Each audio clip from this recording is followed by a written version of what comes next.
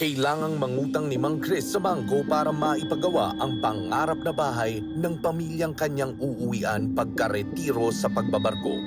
Ngunit dahil sa pandemya, hindi siya nakabayad at ang titulo ng lupa ay naidasyon. Ito ang hiningi ni Mang Chris sa payong kapatid.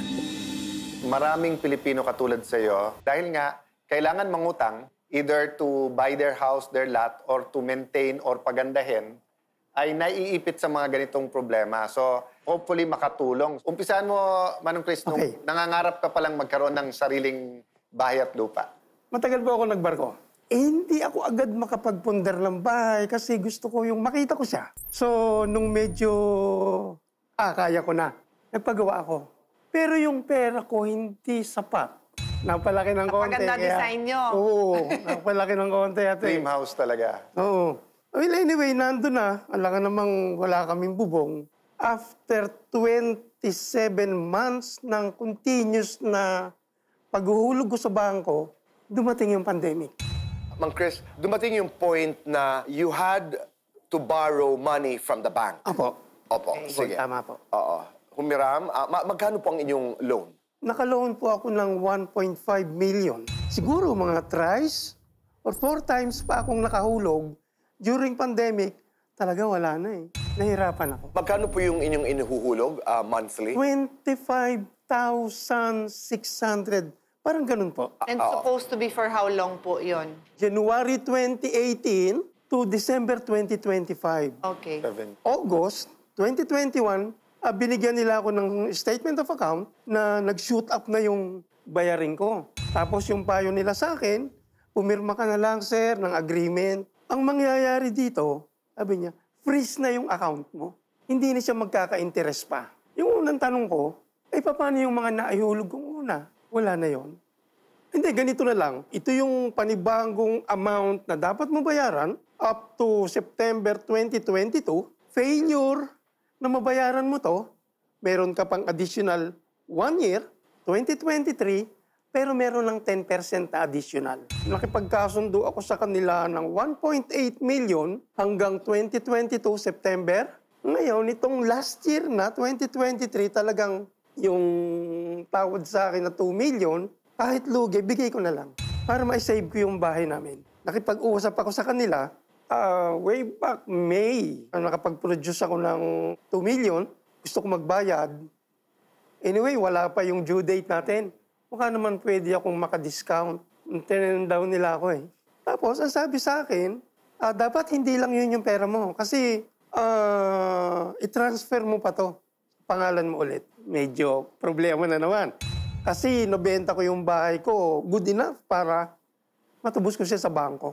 Klaro lang, naibenta po yung bahay na para sa iyong anak ng 2 million para maibayad dito sa iyong bahay na iyong ipinapatayo sa Balayan, Batangas. So, ang sabi ng bangko, yung 2 million ay hindi nila tinanggap yung 2 million. Hindi mo po. Ang sabi lang niya sa akin, hindi na mababawasan talaga, yun na lang. So, naisip ko, wag ko na lang muna kayo bayaran. Kasi gusto kong makahingi ng advice kung tama ba lahat. Para malinaw sa ating mga kababayan.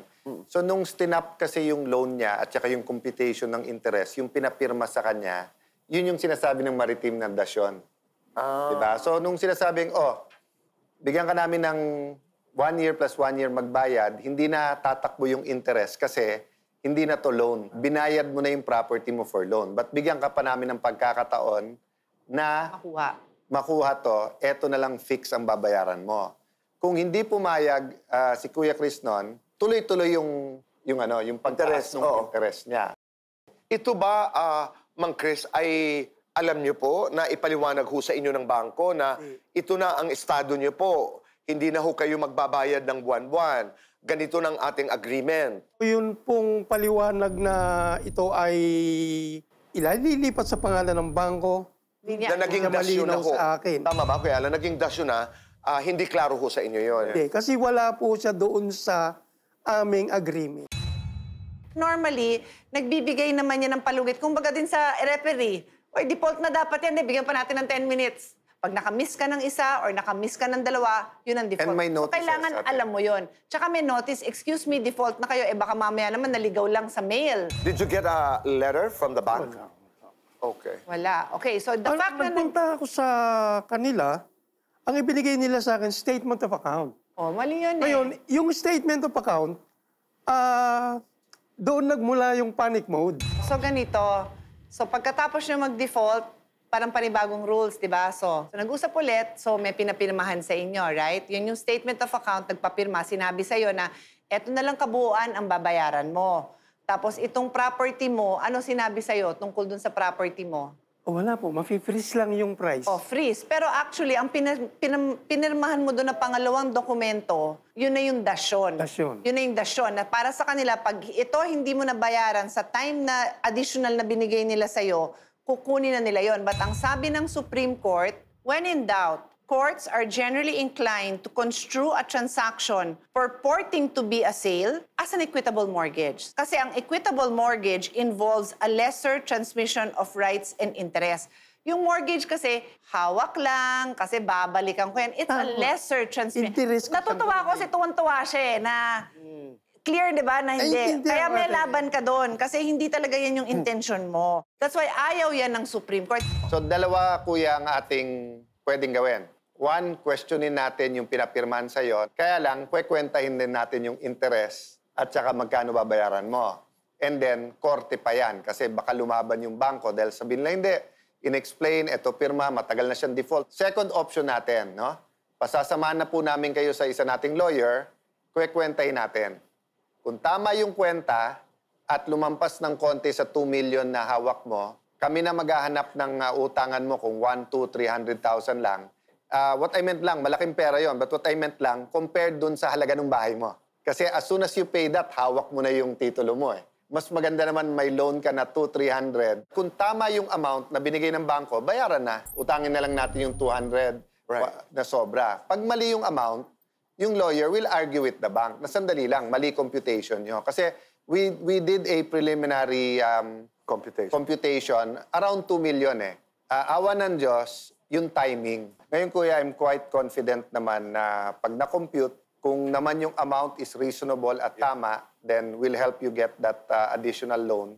Kung namang hindi, then we'll help you na labanan yung additional na yan. Maraming salamat, Ka Chris. At yan ang tulong na maibibigay ni Kuya Alan. Naliwanagan ako doon sa dasyon.